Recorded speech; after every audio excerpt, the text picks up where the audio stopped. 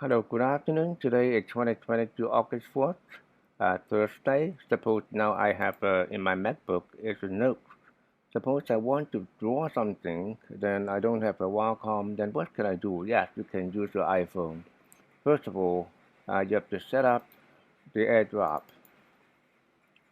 And here, the spot, I do it again, you just type in AirDrop, and I will get an AirDrop. And here, it got my iPhone logo.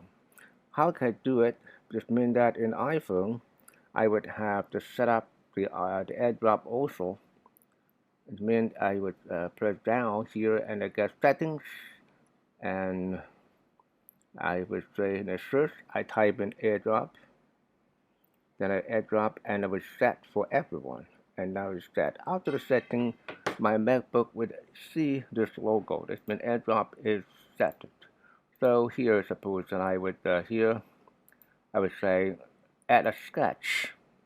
Then immediately my iPhone will show a drawing board, and I can draw something here. Suppose a triangle.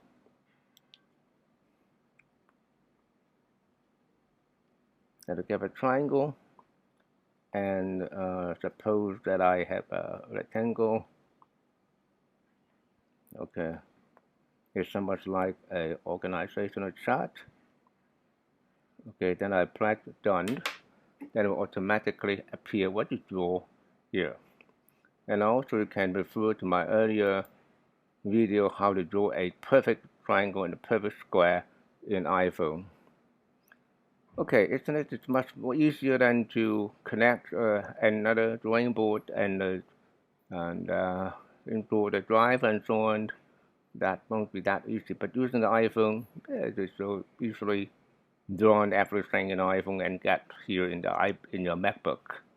Okay, thank you for listening to this tricks in iPhone and MacBook. Thank you.